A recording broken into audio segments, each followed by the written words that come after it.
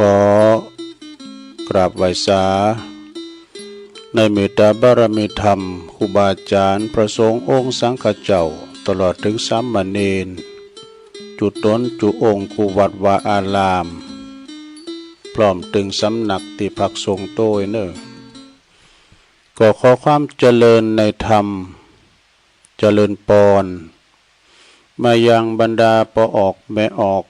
ศรัทธาตันสาธุชนนักศีลนักบุญคนดีทั้งหลายถ้าที่ได้อยู่กันตั้งหอตั้งเหินตั้งบ้านตั้งจองในเวลาบ่าย3:15 น.บ่ายย่ำแรงวันนี้ก็มาฟังรายการสารธรรมยามแรงยามบ่าย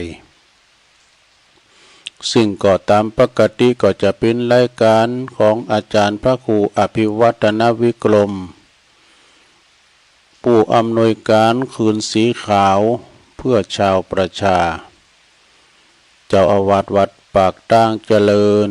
แต่เนื่องจากว่าวันนี้ท่านพระครูเปิ้นได้ติดศาสนกิจก็ไปปักกันที่โบสถก็ขอตัวลุงแตนกำเนื้อนะแตนเข้ารายการกำเปิ้นติดศาสนกิจก็เป็นวันพระวันศีลโต้ยเนาะตัวลุงก็เลยมาเข้ารายการแตนท่านพระครูในทำกลางฝนตกเนื้อศรัทธาวันนี้นี่เป็นวันฝนแต่ก็ขอใจความระมัดระวังเน้อการขับขี่รถยนต์ยานพาหนะก็ดีอยู่ตามลุมน้ำห้วยก้ามยังกาก็ตามข่าวกรมอุตุว่าตั้งแต่วันที่1 ถึง 5 ตุลาเนี่ยฝนจะตกพายุจะเข้าก็รู้สึกว่าเป็นห่วงพ่อแม่พี่น้องเฮาที่อยู่ตั้งด่านตั้งลุมไม่นะเนาะน้ำมันเกยไหลเกยทุเกยถาก็ใจความระมัดระวังของใดที่มันจำเป็นก็เอาขึ้นไว้ที่สูงเนาะเอาไว้ที่สูงแต่ฉะนั้นก็ขอใจความระมัดระวังเนาะเกี่ยวกับภัยจากธรรมชาติอุทกภัยน้ำป่าไหลหลากเนาะมันตกมาซ้ำให้มันเดี๋ยวนี้วันนี้ซ้ำลายเนอะวันนี้ถ้าว่าภัยมีการไม่งาน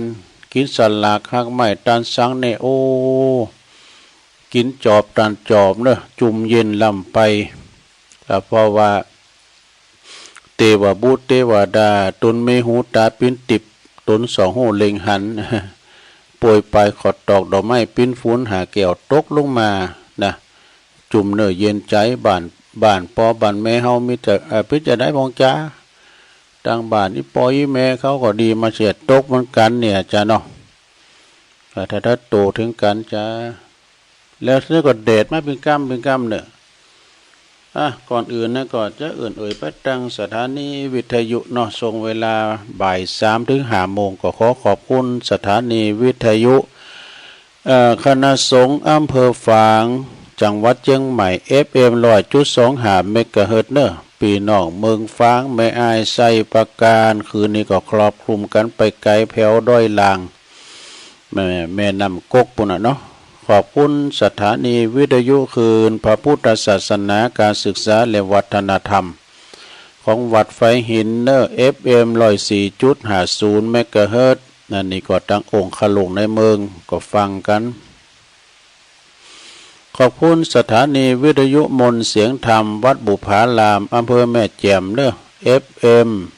106.25 เมกะเฮิรตซ์แม่แจ่มก็ฟังกันหลายขอบคุณสถานีวิทยุบ้านทุ่งเรดิโอ FM 89.50 เมกะเฮิรตซ์อำเภอสันป่าตองขอบคุณสถานีวิทยุวิทยาลัยสงฆ์นครลำปางวัดบุญญาวาสวิหาร FM 106.50 เนอะอันนี้ก็เป็นสถานีที่เปิ้นลิงก์สัญญาณในภาคตอนบ่ายวันนี้เนาะภาคตอนบ่ายวันนี้ฉะนั้นวันนี้ก็สถานาบุญเฮาก็ฟังกันไปก็ความจริงก็ตอนบ่ายนี่ก็เปิ้นไปเยการทำงานกันเสาะบีหาเงินก็ฟังหลายแต่ก่อมป้อหลายเตามือค่ำยามคืนมื้อเจ้าอันนี้เปิ้นฟังกันหลายเนาะ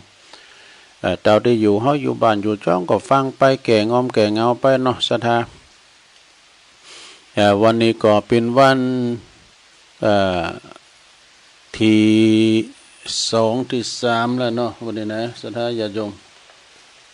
วันนี้วันที่2กันเนาะวันที่2วันศีลวันนี้วันศีลก็จางนี้ไปก็แถม2ศีลกันเนาะเปิดจะออกวัดสาแล้วพระเจ้านี่ออกรายการนี่ตัวลุงก็ว่าเดินยังเดิน12ดับเดิน11ดับคุณเฒ่าสัญญาไม่แน่นอนวันนั้นก็ว่าเดินปิงก็เดินดับก็ว่าเดินปิงตัวปิงปุดด้วยหรอมันก็เป็นเรียกว่าเป็นนั่นปกติเนาะมันขี้ลืมเลยนะมันต้องไปคืนยันหนักตัวลุงน่ะขี้ลืมมาแล้วเนี่ยเป็นปกติขี้ลืมดังนั้นชงเวลาบัดเดี๋ยวนี้ฝนก็ตกเนาะศรัทธาญาติโยมทั้งหลายก็มาฟังรายการสารธรรมยามแรงยามบ่ายเรื่องสารธรรมยามแรงยามบ่ายนี่ก็สลับซับเปลี่ยนกันไปถึงครูบาอาจารย์หลาย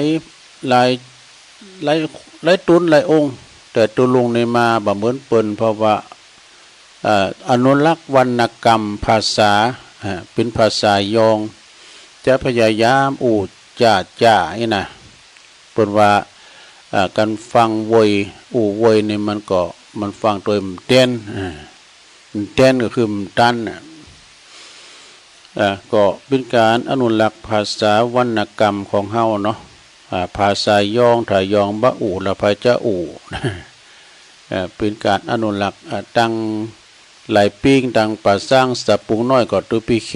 เนาะตุปีเคนี่จะอาวาสวัดสับปุงน้อยอันนี้เปิ้นหนุ่มเปิ้นแน่นอยู่จบปริญญาเปิ้นเป็นชั่วโมงมากโดยประสบการณ์เหมือนกันเนอะโดยความสามารถเป็นโฆษกพิธีกรสังก็ได้ตุปีเคนี่ก็คุณยองเหมือนกันมันเตยยองเนี่ยก็ไม่ใช่ว่าจะมันแนวเดียวกันนะสดายองลงยองหน่อยกะบางทีก็ยองแต่บางทีก็ยองสมัยนั่นก็อดฟังกันไปเนาะศรัทธาญาติโยมทั้งหลายวันนี้ก็เป็นวันปุดวันนี้เนาะวันปุดซึ่งก็เป็นวันศีลวันศีลเดินดับวันปุดดับปุดนี่ก็พอสำคัญแต่ปิ้งปุดนี่สำคัญเนอะพอจะตักบาตรเตงคืนตักบาตรพระอุปคุตกาแต่ว่าดับปุดนี่ก็ดักปิ้งปุดนี่สำคัญปิ้งจันปิ้งการโมนี่ก็ยังเป็นธรรมดาแต่ว่าปิ้งปุดนี่ก็ไปเต็มอย่างหนึ่งนะตอนนี้ตุลุงก็ได้น้อมนำเอาคติธรรมในธรรมเนาะในธรรมมานำเสนอศรัทธาญาติโยมได้ฟังกันเนาะเป็นแบบคล้ายๆก็ว่าเป็นธรรมบรรยายเนาะในเนื้อหาสาระของธรรมบรรยาย ก็เปิดก็ว่าอยู่ก็เหือเปิ้นเสียดายตายก็เหือเปิ้นคิดถึงไงนะเป็นพระธรรมเทศนาใจเทศแบบปฏิภาณโวหารสำนวนปืนเมืองเลิงอยู่เหือเขาเสียดายตายเหือเขาคิดถึงไงดอกเล็บเลงโดย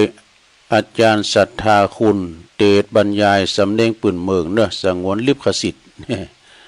แต่ลองเทศศรัทธาได้ฟังกันเนอะศรัทธาเนาะวันนี้เป็นวันอุโปสัทธศีลศีลใหญ่ศีลโลงตั้งไปวัดไปว่าเขาก็ไปฟังเติกับพานน้อยเขาก็เปิ้นเทศน้ำเทศธรรมแบบวอนเสียงตุลุงกดเทศไปก็มันไข่มอยนะก็เทศธรรมสาธโวนะแล้วเอาธรรมอู่เนาะธรรมอู่มาเราศรัทธาได้ฟังธรรมอู่ก็คือเป็นธรรมบรรยายนะเขาอู่กันไปเองเนาะโตก็ตัวเจ้านะย้ำเทศธรรมเดียวนะโอ้ก็เปิ้นเทศที่เราเทศธรรมบรรยายมันได้เข้าใจง่ายดีเนาะมันจะเป็นเนื้อหาสาระอย่างใดก็ลองฟังบ่เนอะ นะโมตัสสะภะคะวะโตอะระหะโตสัมมาสัมพุทธัสสะนะโมตัสสะ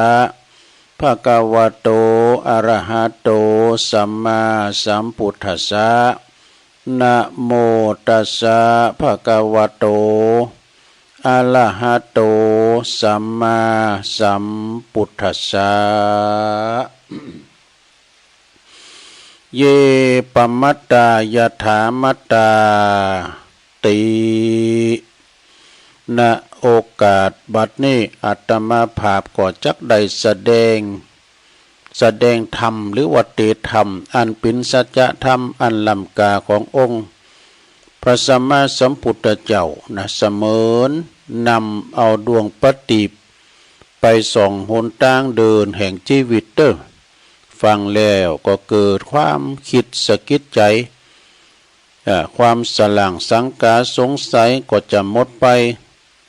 เกิดความสว่างสวัยด้วยสติปัญญาเนาะศรัทธาญาติโยมทั้งหลายในฐานะที่หมู่เฮาเจ้าข้าทั้งหลายเนี่ยเป็นเจ้าปุตยึดถือวัฒนธรรมขนบธรรมเนียมประเพณีสืบทอดกันมา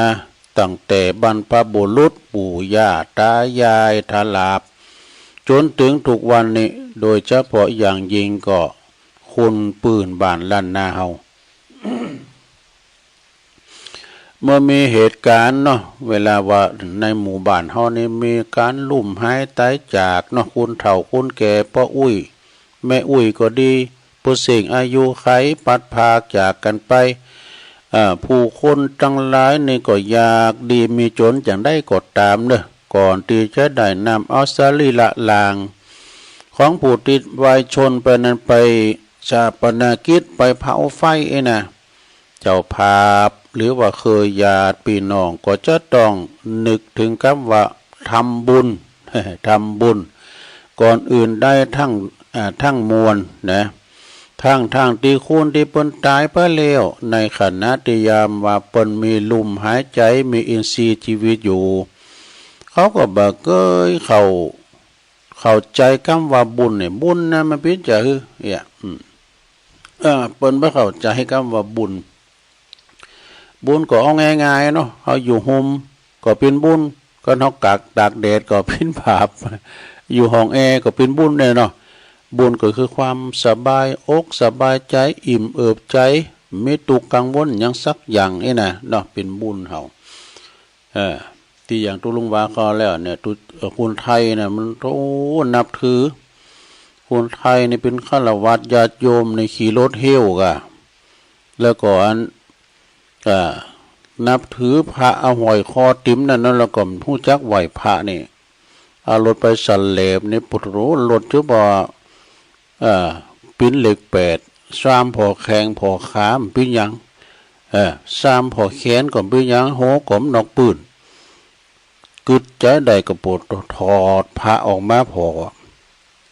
พระติมข้อนะพอมาพอนะ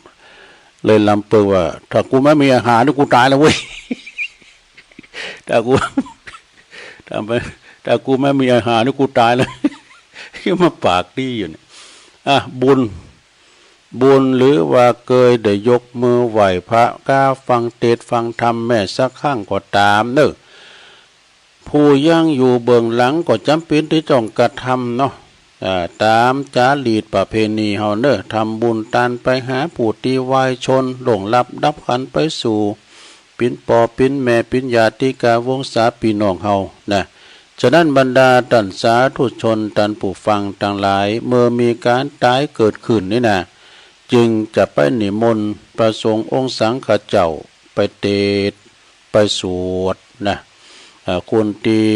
ตายนั้นจะได้ฟังหรือบ่ได้ฟังก็บ่ต้องคือละเปิ้นเทศให้คุณยังบุญได้ยินนะคุณตายเต็มมือแล้วนี่ก็ขอศรัทธาพอออกไม่ออกศรัทธาพี่น้องนะเพราะว่ามาลมทำบุญก็ดีต่างอกต่างใจสดับรับฟังในโอกาสต่อไปฟังนำฟังธรรมในลำดับต่อไปนี่ตุลุงก็จะแต่กล่าวถึงเรื่องตายเนาะ มันจึงมีสองอย่างเนาะปินกับตายเนาะเกิดกับตายเนาะคุณเฮาทุกคนนี่ถ้าท่านพอได้ยินคำว่าตายนะสะดุ้งตกใจนะเพราะว่าเป็นกรรมที่บ่สดชื่นลื่นหูเป็นกรรมเป็นอัปมงคลบ่เป็นสิริมงคลแก่การได้ยินได้ฟังว่ายิงคนที่ตายไปนั้นเป็นปีเป็นน้องเกี่ยวข้องกับเป็นวงศาคณาญาติก็ตามก็เป็นที่เคารพนับถือก็คือเฮาได้เสียใจเศร้าใจสลดหดหูใจบ่น้อยเด้อก็มีไผพองที่อยากจะตายตรงกันข้ามเนาะคุณเฮาว่าใครปิ้นเหมือนกันหมดอะนะใครปิ้นโตดุ่มๆเนี่ยนะอยากอยู่ประวัติแทบทุกคนเหมือนกันหมดอะว่าเปิ้นว่าโตไผก็บ่เคยตายเนาะพอธาตุแท้ของคุณเฮานี่อยากกินอยากอยู่แล้วนะอยากเป็นเจ้าอยากเป็นนาย อยากเป็นเจ้าอยากเป็นนายอยากเป็นผู้ที่มีเกียรติมีชื่อมีเสียงมีอำนาจวาสนาให้คนอื่นได้ยกย่องสรรเสริญเนี่ยอยากเด่นอยากดีน่ะ ก็อยากมั่งมีอยากเป็นเศรษฐีมีเงินมีทองนะบางคนนะก็บางประวัติบางผู้บางคนนะก็ฝันอันเลิศเลิศ อันเลิศเลิศอย่างไรอยากจะเกิดเป็นเทวดาวะดู อยากจะเกิดเป็นเทวดาอยู่บนสวงสวรรค์บนก่อเมนะเพราะความปรารถนานะความปรารถนาเนี่ยอย่างใดก็ตาม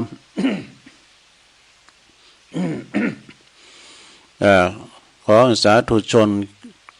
ติดตามเรื่องตายก็จะมีคนหักนี่นะเป็นลำดับไปกรรมว่าตายนี่ซะนะ เนี่ยกรรมว่าตายเนี่ยนะมีความหมายกว้างขวางพอสมควรเนอะสรุปพอเข้าใจความก็นึกถึงอย่างตีสิ่งไล่วิญญาณไปแล้วนะ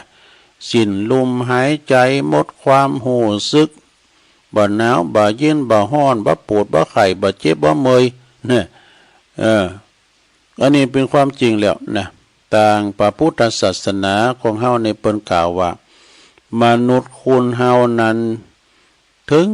จะยังมีลมหายใจอยู่ก็ตามเถอะก็ได้ชื่อว่าตายไปเหมือนกันว่าหั่นโอ้ยังตายกันก็เพราะว่าอายุวัยนะวัยคือความเสื่อมด้วย วัยแห่งความเสื่อมนะแห่งการเปลี่ยนแปลงเนี่ยมันไปตามกาลเวลาตายจากละอ่อนนะเป็นละอ่อนแบ๊เบาะนอนเปตัวแดงตายจากนอนเปแดงก็มาเกิดมากลายเป็นตายมาเป็นเด็กทารกเนี่ยเด็กทารกเป็นเด็กโตตายจากเด็กโตแล้วก็มาเป็นวัยรุ่นเนี่ยวัยรุ่นหนุ่มสาวเนาะจากวัยรุ่นหนุ่มสาวแล้วก็เป็นหนุ่มเป็นสาวแล้วก็เป็นวัยแก่วัยกลางคนเนาะตายจากวัยแก่วัยกลางคนแล้วก็มาเป็นวัยเฒ่าชราแก่ชราแล้ว เป็นสภาวะเช่นนี้ทุกคนนะบ่มีไผที่จะสามารถยุดยั้งหืออยู่คงตีไปได้บ่สามารถที่จะหือสภาพเดิมกลับคืนมาสู่วัยเด็กหรือว่าวัยรุ่นได้นะดังบาลีเปิ้นรับรองไว้ว่าอัจจยันติกาลาลัตตยันติลัตติโยวาโยคุณาอนุปุพังชะหันตินี่อันนี้เป็นบาลีเปิ้นนะเปิ้นแปลว่าความว่าวันคืนยอมลงไปในกาลเวลาผ่านไปยอมผ่านไปชีวิตวัยยอมละลำดับไปดังนี้ก็เฮาก็ไปตามวัย ฉะนั้นบรรดาพ่อแม่พี่น้องศรัทธาญาติโยมอันว่าความตายเนี่ยจะไปลืมเด้อลงมันถึงหลอดขาไปไหนว่าเปิ้นว่าโต ได้ตายเฒ่าตายแก่นี่ก็ยังดียังมีโอกาสได้ตายเฒ่าตายแก่เนาะจะไปสามนะโอ้ปวนยำเต้นได้เฒ่าสักกรรมก่อนตายนะชีวิตวำวายไปก่อนอย่างแต่ว่าวันซืนเนี่ยรถบัสมันสดก็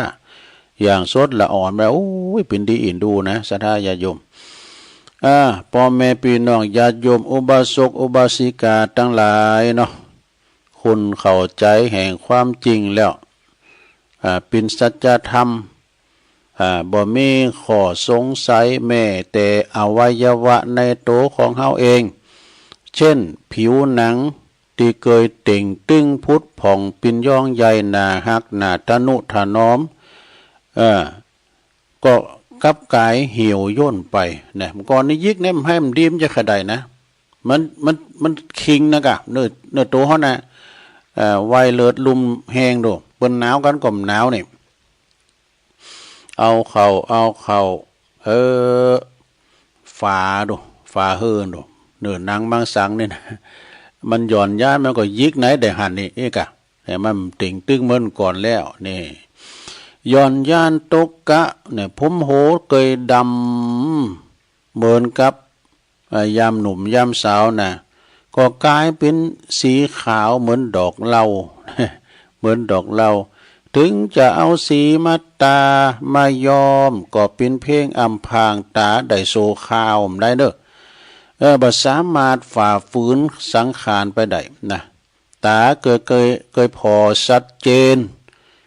สายตาเนี่ยนะหันไกลสว่างสวัยก็ฝ่าฟางโมมามืดโมไปต้องใส่แว่นก่อนขยายสายตาก่อนเนี่ยอย่างตุลุงเตทำเนี่ยกันไม่แว่นเนี่ยหมดโตไปใดเฮ็ดใดโหไปที่ไหนก็ตามแต่ลืมแว่นตาเบิ่นเอานี่มูนโตเตทำนี่กันแล้วได้แว่นตาไปนะปวดคันปั้นก็ตามเด้อคือเอาไม่ได้ เอาไม่ได้อ่ะแต่ก่อนเนี่ยตุลุงจะขี้ลืมแว่นตากะก็ไปไล่ซอยยืมมาคุณเฒ่าเนี่ยแนวมาตาบ่เรานะเขายืมเรานะเขายืมแล้วน่ะกันได้แล้วบ่ได้บ่ตก็บ่เลิกงานคุณเฒ่านะก็ไม่ได้ปีกอ่ะ ถ้าเอาแว่นตาน่ะหูก็เหมือนกันนะลงเด้อหูที่เคยได้ยินได้ฟังฐานะธานีชัดเจนนะก็กลับกลายเป็นมึนตึงลึงโหนกไปนะมึนตึงลึงโหนกไปเดินบนถามจะดีอ่ะห้องนั้นอีกคำเขาไปไหนคิดเขาจ้อพระกาศวันนั้นเลย ว่าไปตั้งแสะไปตั้งสนหมดปัญญาที่จะอ่อนวอนสิ่งศักดิ์สิทธิ์หือสินบนเปิดทวงกรรมสิทธิ์อันเก่าของเขาคืนมามันบ่เหมือนเดิมแล้วศรัทธาฉะนั้นสิ่งใดจากเข้าไปสิ่งนั้นแหละจะชื่อว่าตายไปตายจากเข้าไปตัวหน่อยนะอย่าว่าแต่สรีระร่างกายเลยคุณเฮามีชีวิตอยู่มีจิตใจอยู่จะทำความชั่วช้าประมาทขาดสติพระพุทธองค์บนทรงตรัสเป็นภาษาบาลีรับรองไว้ว่าเนาะเพราะว่าได้เยปมัตตายถามัตตาบุคคลใดก็ตามอยู่ด้วยความพมาทนี่ก็ชื่อว่าตายทั้งเป็นนี่ไปประมาทนะศรัทธาญาติโยมเรื่องน้ำเรื่องทาก็เหมือนกันมันดินฝั่งตะฝั่งโยดกันเนี่ยจะไปอยู่ไก่นะรถลาก็เหมือนกันจะไปครับเหี้ยวนะครับเหี้ยวเนี่ยปกติอย่างไอ้รถไทยนะกะรถปะปิ้นเหล็กแปดตัวเก่าปิ้นยานะจกใส่อันพาออกมาเนี่ยเราไม่กลัวเมีย เช่นบางคนบางจำโปกเด้อเกิดมาลมสังคมโลกนี่มีลมหายใจอยู่แต่ก็มีคุณลมสังคมปากกันชิงชังลังกีดขยะขยแยงอย่างนั้นจือเสียงเหม็นคลุ้งกระจายไปทั่วแบบนี้เปิ้นเรียกว่าตายตึงเป็นตายทั้งเป็นเนี่ยเนาะก็คือตายตือเนาบาดตายแต่บ้านเนานะกะอยู่ในธรรมเนาะ เนาบาดตายแล้วตายบ้านเนาตายบ้านเนานี่ก็อย่างคนเฮาทั้งหลายเนาะทำคุณงามความดีตายไปแล้วก็จื่อเสียงยังกระชอนอยู่อ่ะนะเหมือนกับครูบาอาจารย์ครูบาเจ้าเขาปีครูบาอาจารย์หลายแม้ว่าเปิ้นได้ลงรับสังขารไปแล้วก็ยังเหมือนกับตายบ้านเนานะจื่อเสียงเปิ้นก็ยังดีอยู่ตายตึงเป็นคุณเอาเปรียบสังคมนี่บัดดีเลยเนี่ยช่อโกงช่อสนกลโกงข่มเหงเบียดเบียนลงอำนาจบาดใหญ่กดในคองอนให้กระดูกทุบตีจีป่นปะเนี่ยทุจริตผิดศีลผิดธรรมสนิทใจเป็นบาปปากเป็นธรรมเนี่ยเปิ้นว่าหยังกำก็มือถือสากปากถือศีลนี่กันเนาะอันนี้ใจเป็นบาปปากขึ้นเป็นธรรมเนี่ยบทโตใจดำเหมือนมินหมอเนี่ยกกำอู่แน่เต้ใจในบอดตามอู่ฟูอองามนำใจสวยหนา อู่ดีเต้แต่ผลงานมันมีเนาะหรือสมัยนี่คุณประเภทนี่ประว่างมว่าประเภทโง่งมจมอยู่ในยามในของตุกนะจะนั่นตังกรรมว่าภาษิตโบราณของเฮาเนี่ยบทหนึ่งเปิ้นว่าอีเนาะเปิ้นว่าหือเว้นมาก็หือปอศอกเว้นอีวอกหือปอวาเว้นคูณปาลาคูณพาเนี่ยไกลเปิ้นว่าหือไกลร้อยโยชน์ปันโยชน์ว่าดทรชนคนชั่วอยู่ที่ไหนตำบุญไหนก็ตามสุจริตชนคนดีอย่างหมู่ฮ้องทั้งหลายเนี่ยโตเอามาทำมาหากินก็ก็บ่มีความสุขยามเมื่อพักผ่อนรับนอนก็ต้องหวาดผวาภาพชั่ว ภาพชั่วนะภาพชั่วไล่คอยหลอกคอยล้อนลบกลประสาทนะเหมือนผีหลอกหลอนบุคคลประเภทนี้ถ้าเขาได้รับเคราะห์กรรมวิบากวินาศชิบหายปินตายหายสูญเมื่อใดมีแต่คนที่จะยกมือไหววะ มีแต่คนใจแต่ดีใจยกมือสาธุอนุโมทนายินดีปีดาวันโกเปิ้นจะฟื้นมาเบียดเบียนข่มเหงเต็งเต็กให้คนอื่นได้รับการเดือดร้อนอีกอีโดคนชั่วตายมีคนชั่วตายมีความยินดีเปิ้นสาบแช่งแผ่นดินจะได้สูงขึ้นดูดังจะได้ยกอุทาหรณ์นะมาหือศรัทธาต่อไปนะคุณเฮานี่ก็ทำชั่วทำบาดีก็มีคุณสาบแช่งเนาะเวลาว่าเฮาหลงลับดับขันไปสู่ปาละโลกไปหน้าสิ่งที่เอาไปโดยบ่ได้หยังสักอย่างเข้าของเงินคำสัมปติให้นาปาตั้งคำมาเขตเลิกสนเลยนาก็เอาไปได้นะสิ่งไปตัวเฮาก็มีขาวกับดำตุลุงก็มีคำก้อนที่ได้นะที่เคยเอาไปนะเป็นว่าอันชีวิตคนเราก็เท่านี้ พอเป็นผีกายเก่าก็เน่าเหม็นนอนยาวเหยียดไม่อาทรหนาวร้อนเย็นถูกจับเข็นใส่ไฟไหม้ลุกรวมลันเนี่ยเมื่อยามมามือเปล่ามาเท่าไรเมื่อยามไปมือเปล่าไปเท่านั้นมีอะไรเพียงนิดตามติดพลันทุกสิ่งอันเลิกเกี่ยวไปเดียวดายเนี่ย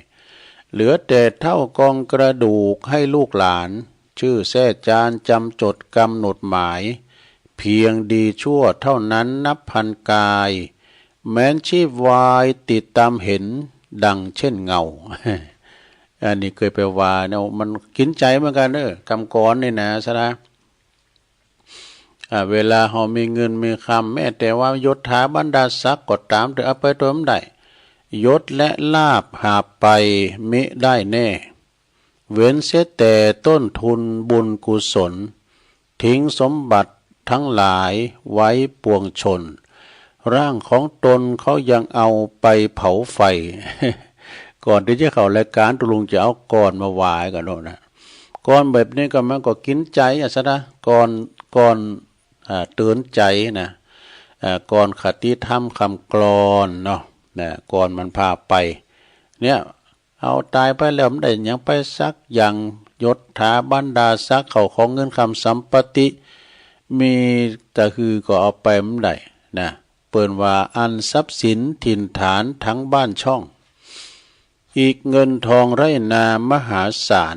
เป็นสมบัติติดตัวได้ชั่วการจำต้องผ่านจากกันเมื่อวันตายนี่ส่วนความดีมีใจสัตย์สมบัติแท้ถึงตัวแก่กายดับไม่ลับหายได้สถิตติดแน่นแทนร่างกายชนทั้งหลายเขาสรรเสริญเจริญพร เป็นคำก่อนที่กินใจเหมือนกันได้ลงเนี่ย ตายไปแล้วก็มันยังไปได้แล้วทุกคนก็จะต้องตายเหมือนกันหมดอยากดีมีจนคนรวยคนบ่รวยเมื่อถึงคราวไปเหมือนกันหมดเนาะอันความตายชายนารีนั้นหนีไม่พ้นจะมีจนก็ต้องตายกลายเป็นผีเนี่ยถึงแสนรักก็ต้องร้างห่างทันทีไม่วันนี้ก็วันหน้าช้าหรือเร็วเนี่ยพระเจ้าก็โวยศรัทธาญาติโยมทั้งหลายคุณเฮามนุษย์เกิดแต่ตายชีวิตวังวายเหมือนกันตัวหนาเนอะอยากดีมีจนคนในโลกหลาป้อยลับตาไปพลิ้วเนี่ยเฮาก็ฮู้ว่าวันใดเนาะที่ความตายจะมาถึงเฮาแล้วก็เฮามาคนเดียวเฮาก็ไปคนเดียวมีไผไปตัวยเฮาฉะนั้นก็จะไปประมาทเนาะตายไปแล้วเหลือไว้แต่คุณงามความดีโง่ควายจ้างมาเพราะว่าตายแล้วก็ยังเหลือหนังดูเขาคุณย่างเอาอย่างใจกันได้จ้าที่สุดตับปุ้มปอดใส่คุณเฮาก็ยังกินล่ำอิ่มต้องมนุษย์เฮาตายสหายปีน้องไผบ่ห่วงของอะไรสุดแต่ดูโพก็เอาควางเสียไกโกจักปินไพ่ผีมาหลอกบานนี่ผีมาหลอกบาน แล้วเปิ้นปินไทยอำกำนะว่าอะไรทำไมปินไทยอำกำเปิ้นว่าพลึกศพภกาสอนอีกุญชรอันปลดปลงโททนสเน่งคงสำคัญหมายในกายมีนรชาติติวางวายมลายสิ้นทั้งอินทรีย์สถิตทั่วแต่ชั่วดีประดับไว้ในโลกาวัดพระธาตุดอยน้อยพันปีโอ้ปัจจัยอันนี้มันคติธรรมประจำอำเภอดอยหล่อเนี่ยสนายญาติโยมเนาะเขาของเงินคำสัมปติเขาเอาไปโดยบัดใดเนาะมาโตเปล่าก็ไปโตเปล่าแบมือมาก็แบมือไปแจงมาแล้วก็แจงไปดีถ้าแจงมาแล้วก็มืดไปอันนี้ก็ไม่ค่อยดี อันนี้ก็เอากรมาเสกเนาะทำย่ำจบแล้วนะลงเอ้ยนานมาแล้วก็อันนี้เป็นอันนี้ทหารกันเนาะทหารนี่มันโขดเนาะนานมาแล้วก็ยังมีพญาจอมเมืองหนึ่งครองใจครองเมืองแล้วก็เป็นคนเดียวว่าใจดำอำมหิตว่ะพญาจอมเมืองเนี่ยครองประชาราษฎร์ไล่เมตตาธรรมใจอำนาจข่มเหงลีดไถโกดขี่ปินตีเก่งโกของไพ่ฟ้าประชาราษฎร์เนี่ยไพ่ฟ้าราษฎรปินอันหมากหนักต่างฝ่ายก็ต่างแจงนะต่างด่าแจงหือตายวันตายคืนวะเนาะมีทหารยามเฝ้าประตูเมืองคนหนึ่งเนอะนายหนึ่งก็ห้องหาผีหาทาซานมาฮักคอพญาเจ้าเมืองนี่วะวันหนึ่งหลายร้อยตือวะเพราะว่าเขาเวลาจะไปเปิดประตูเนาะเปิ้นฝ่อมตูรู้กันนั้นพญาเจ้าเมืองก็ไขมตูไขมตูเมืองพญาเจ้าเมืองก่อนจะผ่านเข้าผ่านออกก็มันนี่ก็คิดมันนี่ก็แล้วนะบักกอกใส่หัวปาก โหปูโรโนวะก็ถูกมะกอกเลยนะเพราะว่าจะถูกมะกอกเคกบาลทุกครั้งไปวะจุว่าน้ำตาลื่นลานวะทหารคนนั้นนะมันเอาแหงว่าใส่หนึ่งโก๊กเนาะอันเป็นประจำเนี่ยในกาลต่อมากรรมมีประวัติกรรมมาตามทันพญาเจ้าเมืองนั้นนี่ก็เกิดตายโดยโลกปัจจุบันทันด่วนไพ่ฟ้าประชาชนทั้งหลายนี่ปอทราบข่าวว่าพญาเจ้าเมืองเปิ้นนั้น เตียนเปิ้นรังเกียจกันนะเปิ้นตายกันเนาะก็เรียกว่าเปิ้นตายแบบยินดีวะเรียกว่าตายแบบยินดีบ่มีไผเสได้อะไรมีกำพังเพยบ้านเฮาเปิ้นบอกไว้ว่าบทหนึ่งว่าอยู่หือเปิ้นเสได้ตายหือเปิ้นคิดถึงในนี้มันในจื้อธรรมนะอันนี้จื้อธรรมมาลุงเอ้ยแต่นี่เฮ้ยอยู่หือเขาเสได้ตายหือเขากึดถึงนี่เพราะผู้ตายมีคุณงามความดีมีประโยชน์เป็นที่ปึงปาอาศัยของสังคมและก็อบอ้อมเสียสละอบอ้อมอารีใจบุญสุนทานเป็นที่หักเคารพของวงศาคณาญาตินะแล้วก็บุคคลทั่วไปเมื่อแต่กายทำลายขันลงไปแล้วก็จะมีแต่คุณอาลัยเศร้าโศกเสียใจพิไรลำพันธ์ต่างก็พรำพรรณนาถึงคุณงามความดีบ่เหิดหายเนอะพร้อมตั้งอุทิศบุญกุศลส่งไปให้ขอดวงวิญญาณไปสู่สุขติโลกสวรรค์อันนี้คือคุณที่เพิ่นตายดีตายไปแต่ร่างกายเนาะความดีนั้นบ่ตายไปตัวเนอะรูปังชิรติมัจจานังนามโคตังนชิรติรูปลางยอมย่อยอย่าไปส่วนจือเสงโคตตระกูลหาศูนย์หายไปไม่ท่านสาธุชนพุทธบริษัททั้งหลายทุกคนต้องตายแต่ต้องตายแบบมีเกียรติ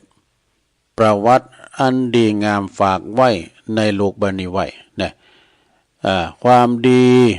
บัจจัยอยู่ตีเนิดหนังนะหากอยู่ตีการกระทำมีศีลธรรมตีทุกคนได้กระทำสั่งไว้ปิ้นมรดกตกถอดไว้เนอะดังตีตุลุงได้จี้แจงแสดงมาในธรรมอยู่เหอเขาเสได้ตายเหอเขาคิดถึงมาก็ปอหันว่าสมควรแก่กาลเวลาก็จะขอสมมุติหยุดที่ลงปงไว้เปงเต่าอีเนอเอวังก็มีด้วยประการฉนี้สาธุสาธุสาธุเอาจบลงไปแล้วศรัทธาญาติโยมทั้งหลายจบลงไปแล้วอันนี้เป็นธรรมบรรยายเนาะขยายความศรัทธาได้ฟังกันต่อไปก็จะปันป้อนก่อนกันเนาะถือว่าเฮาปันป้อนนั้นเป็นอันปู่ย่าตาโทษเฮาเพิ่นจะปิกกันว่านี่แล้วนี่แต่ปู่ย่าตาโทษเฮาเนี่ยเพิ่นปล่อยมาดื้อเนี่ยจะปิกกันว่านี่แล้วเนาะศรัทธาญาติโยมทั้งหลาย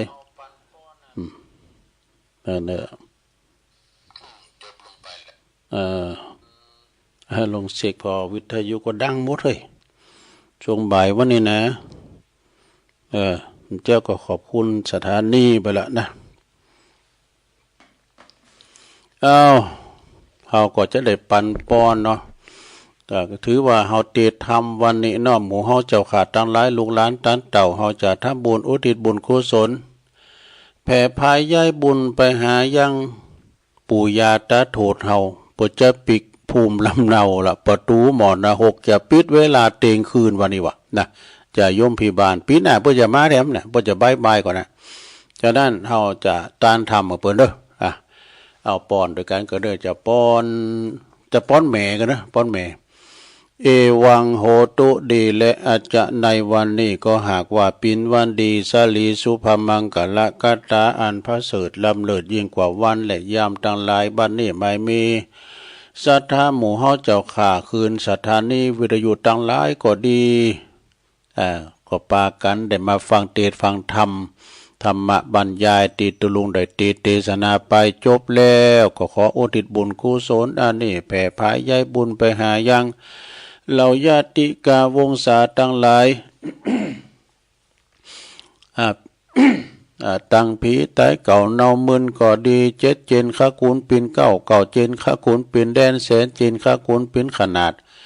ที่เขาเจ้าตั้งหลายเนาะได้มารับเอาส่วนบุญกุศลในวันนี้ขอให้ได้ปิ้นเข้าติบน้ำติบได้ปุ้นเสียจากตีอยากพรากเสียจากตีตุกให้ได้เสวยความสุขในสัมปรายภพนั้นจุงจักมีเด้อบุญกุศลอันนี้ก็มีนักนาป้าปั่นขอปิ้นผลสัตว์ตอนยอดมาสัมพิทักษ์ปกปักรักษายังมูระศรัทธาตั้งหลายหมู่เฮาเจ้าขาดตั้งหลายอยู่เย็นเป็นสุขมีอายุหมั่นควันยืนมีโจกมีใจหิมาก้าขึ้นอยู่ก็เหมีใจไปตั้งใดก็ขอมีโจกมีลาภไม่ดอกแต่ผ่าแป้ขาศึกศัตรูหมู่ม่านตั้งหลายเจริญไปโดยอายุบรรณะสุขภาละนั่นจงจักมีเตี้ยงแต่ดีลีอิชิตังปฏิตังตุมหังคิปะเมวัสมิจตุสเปปุเรนตุสังกปาจันโทปนรสโสยะถามณีโจติรสโสยะถาโสยาติธัมโมจะอายังนิทัสสิโตเปตานะปูจาจักตาอุลาลาปลัญจะภิกขุนามะนุปตินังตุมเหหิปุญญังปสุตังอานาปกันติสัพปิติโยวิวัจจันตุสัพพโลโกวินาสตุมาเตภวัตวันตรายโยสุขีติคายุโกภวะอภิวาตานาสีลิสานิจังวุตาปัจจายโนจัตตาโลธรรมาวาตันติอายุวันโนสุขังปะลางเอาแล้วปออุ้ยแม่บอนเฮาปู่ย่าตาโทนเฮาครับส่วนบุญกุศลหมดแล้วเด้อบุญปัจจปิกละเตียงคืนเนี่ย ไผมันตกรถชักคุณน่ะเนาะปีกบ้านปีกเมืองพุ่นละอันนี้จะเป็นหยังจะในหลวงเฮาลองว่าพอกันเด้อนิทานเรื่องนี้ปนจี้หันว่าจบไปแล้วนี่เอาคนที่มีนิสัยประมาทเนาะหูซึกอายชั่วกลัวบาปแต่เปิ้นว่าเปิ้นว่ามีความเตรียมพร้อมซ่อมเปิ้นว่าซ่อมตายอยู่ทุกเมื่อระวังกุสิ่งที่ทำระวังกรรมที่พูดทุกเรื่องที่คิดดูจึงใจชีวิตอย่างไม่พลาดโดยบะเสโอกาสในการสร้างความสุขและก็ความเจริญให้แก่ตนเองและคนอื่นคนที่บัประมาทนี่สามารถพัฒนาให้เจริญรุ่งเรืองก้าวหน้าทั้งในทางโลกคดีโลกคดีธรรมทั้งคดีโลกทั้งคดีธรรมบำเพ็ญความดีทุกอย่างนะโดยหวังสุขและก็ความเจริญแก่ตนและคนอื่นทั้งนี้ก็เพราะเขาฮู้จักคุณค่าของชีวิตว่าเป็นสิ่งที่ได้มาโดยยากเมื่อได้ชีวิตมาแล้วนะก็จึงถนอมชีวิตไว้โดยความไม่ประมาทและก็ตั้งใจ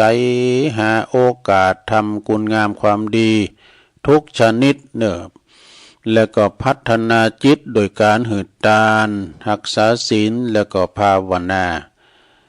รักษาจิตใจให้แจ่มใสสะอาดปราศจากกิเลสมลมลทินต่างๆก็จะได้เป็นเหตุให้ประสบสุขทั้งในโลกนี้และก็โลกหน้าดังพุทธภาษิตที่ว่ารักษาตัวกลัวกรรมไม่ทำชั่วไม่หมองมัวหม่นไหม้ไปเมืองผีจงเลือกทำแต่กรรมที่ดีๆเนี่ยจะ ได้มีความสุขพ้นทุกภัยนี่อันนี้นะ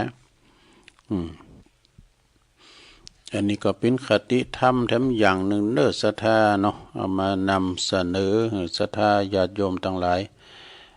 ได้ฟังศรัทธาได้ฟังกันทำดีในประวัติทำได้ดีเด่นดังเนี่ยทำได้ดีเด่นดังหมายความว่าจะได้การเผยแผ่ธรรมะจะสมหวังต้องหมั่นฟังหมั่นคิดลิขิตถามเนี่ยมันคบหาบัณฑิตโอ้นี่เป็นคำก่อนเปล่าเนี่ยเป็นคำก่อนเนี่ยเดียวกันเนอะการเผยแผ่ธรรมะจะสมหวังต้องมันฟังมันคิดลิขิตถามมันคบหาบัณฑิตและติดตามพยายามทำดีทุกวี่วันเนี่ยต้องสะสมตำราสารพัดและฝึกหัดวาทศิลป์สุดเสกสรรเนี่ยภาษาไทยภาษาธรรมฝึกจำนันรอเรือลอลิงนั้นพูดให้ชัดเกิดศรัทธาเนี่ยคำพองเขาฟังเนี่ยตุลุงก็จบป.4เนาะก่อนในลุงวาลักลิ้นมดอ่ะมันโมนดีเนาะสัตว์โลกทั้งหลาย ท่านทั้งหลายแล่นลิ้นในกูกรรมเพื่อว่ามันใจนี่เนาะเป็นไปใจจะได้ครูหลิวหูเนาะครูสุ่มนะครูสุ่มวางที่ยองบัดใจแหละบัดใจไอ้นี่รอเรือไอ้นี่เปิ้นว่าตัวเนี่ยเปิ้นถึงแล่นลิ้นนะรอลิงเนี่ยมันต้องลั่นลิ้นเนี่ยเป็นอย่างนี้แล้วก็เลยจำได้หันมานี่กิริยาท่าทางวางให้เหมาะพูดไพเราะทุกบทบาทหมดกังขาสถานที่บุคคลดลเวลาจงนำมาประยุกต์ใช้ให้เหมาะงานนี่ขึ้นต้นให้ตื่นเต้นเด่นกระชับสรุปจับหัวใจให้สุขสารสุภาษิตคำคมอุดมการยึดหลักทานศีลภาวนาทุกคราไปเนี่ยอีกไหวพลิบปฏิภาณสุขหันษาดีเก่งกล้าทุกสังคมสมสมัยปฏิบัติตนตามพระธรรมวินัยควรสนใจประเพณีวัฒนธรรมเนี่ยทันโลกทันเหตุการณ์นั้นทุกที่ยุคไอทีทันสมัยให้เลิศล้ำวิสัยทัศน์กว้างไกลให้ทรงจำกิจที่ทำคำที่พูดสุดฝังใจนี่โอ้ท่านพระมหาไพเราะบุญเนี่ยทิตตสีโลพระมหาไพเราะนี่เปิ้นอยู่กรุงเทพกันเนาะช่วงนั้นก่อนนะลุงยังหนุ่มไปอบรมไปอบรมทุกวัดทุเจ้าท่านนี่เปิ้นอู่ไทยเนี่ยว่าโมนน้ำเลยนะฟังจือก็ถึงโมนพระมหาไพเราะเนี่ยโตเปิ้นอู่มนอันนี้อะไรอีกเทคนิคในการเทคนิคในการเป็นพิธีกรหนังสือนี่มันคู่มือโคศกแล้วเนี่ยคู่มือพิธีกรเทคนิคในการเป็นพิธีกรนะขั้นตอนการปฏิบัติ1ตั้งจิตให้แจ่มใสนะตั้งจิตให้แจ่มใสข้อ1นะ2ไปถึงก่อนเวลานี่ไปถึงก่อนเวลา3อุ่นเครื่องแก่ประมานี่4ทำหน้าที่สุดฝีมือ5สุดท้ายคือประเมินผลแต่ก็นอกกันเฮาไปที่ไหนตามสดาเฮาไปก่อนเนี่ยมันโมนหน่อยไปกำรุนในบทบนผอเฮาโลเป็นที่อายไปกินไปตานหยังก็ตามนั่นเปิ้นว่าตั้งจิตให้แจ่มใสกันเด้อศรัทธาเด้อต้องมีจิตใจเฮาเบิกบานนะมันขุ่นของมองโมนี่มันก็เหมือนกับ ศิลปินมันก็นะศิลปะในการอุจาเนี่ยนะก็เวลาจิตใจเฮาเศร้าหมองนี่มันบ่ได้อารมณ์เฮ้ยมันบ่ได้อารมณ์มันก็จะไปตามนั่นน่ะนะเฮามีแจ่มจิตใจแจ่มชื่นเบิกบานเนี่ยว่าไปตามงานเปิ้นไอ้น่ะเนาะโอ้เปิ้นมาทำบุญก็อำนวยอวยโจกอวยพรให้เปิ้นเนี่ยอย่างปีนานเจ็ดสีเนี่ยมรคนายกของวัดเจ็ดลินเนี่ยเปิ้นหันไผเนี่ยเปิ้นแต่งก้อนให้ได้หมดแต่งก้อนก็ได้ปีนานเจ็ดสีเนี่ยนะปีนานอินสมเตปินเนี่ยแล้วก็แฮมอย่างหนึ่งเปิ้นฮู้จักตูเจ้าหลายว่าเหมือนกับปะคูโอนนี่กะนะปะคูโอนเนี่ยก็โอ้ฮู้แพ้วอายุบ่นะแพ้ววาสาบ่นะปะคูโอนเนี่ยปุตโตปรมาจารย์อย่าเป็นอาเจสีเนี่ยก็สวดมนต์เก่งเด้อโตสวดมนต์เนี่ยรับว่าปินสังโยกาสวดเมืองกาเนี่ยโตอันนี้เปิ้นของแขวได้ทั้งคดีโลกทั้งคดีธรรมตึงตั้งไปในตึงไปนอกเนาะเปิ้นปินตาตุเจ้าเก่าลงแล้วก็สองไปถึงงานก่อนเวลาเนี่ยมันนี่มันจะกับพิธีกรปุจจานนี่ก็เหมือนกันเลยเด้อปุลามคนไปหารชับเตอนะก็ศาสนาพิธีนี่เต้นก็ย้ำได้ปักได้บนมัสยิดเต้นน่ะนี่มันการของปุจจานปุลามก็ลงเจ้าพิธีต้องไปพอสังเกตต้องมีถุงยามมีกาไฟมีปากกามีสังมดนะมีแผ่วขมิ้นซุ่มปอยบุญมีซุ่มปอยมีนี่แล้วเนี่ยมันต้องถึงใส่ได้ขวาได้ปุจจานี่จะใจลามเหมือนกันนะลามไปพอแล้วเนี่ยลามไปพอแล้วเนี่ยวันศาสนาพิธีผ่าลบนางตุเจ้าเนี่ยผ่ากอบลงไปพอแล้วน้ำหยาดเนี่ยมีพร้อมแล้วเนี่ยปุจจานเปิดบอกปุรามพิอย่างไม่อย่างดูแล้วก็ไปพอแล้วเต้นที่เดจี้มีพอแล้วจะพาผมเจ้าหูนะเนี่ยปุจจานก็ใจปุรามทีเดียวเอาเขาก็ปุจจานก็โดนตุเจ้าใจมันไปตามกระแสได้ปุจจานก็โดนตุเจ้าใจแล้วมั้ยต้องไปก่อนเวลานะสะดาแล้วก็ไปจัดแจงสัมพงในจานเฮาเนี่ยอันนี่วันทำดามไปเตอเอกเอาตัวสำรองไปก่อนวันนี้วันตาลแล้วบอกไปอันนี้อุจจานี่มันถึงได้เต้าตู้เจ้าดูปุรามนี่ได้เต้าเน้นอันนี้ก็ว่ากันไปเตะพองหลินพองในลงเด้อฝุ่นเอิ่นแล้วก็ตอนนี้เอิ่นแล้วนะฝุ่นผมเจ้านี่ตกหลายแต่กะตกหนักตกหลายกันเดียวตัวลุงก็จะได้พักกึ่งกันนะเนาะสะทาแล้วพักกึ่งก่อนตัวลุงก็ลุกเตียวไปเตียวมานางมือนะซึ้งแข้งซึ้งขานะสุมาเด้ก็เดียวก็มาว่ากันต่อทำกรรมนึงเด้อสะทาเดี๋ยวเปิดเพลงสักเพลงธรรมะสักเพลงก่อนเนาะเจริญพรกัน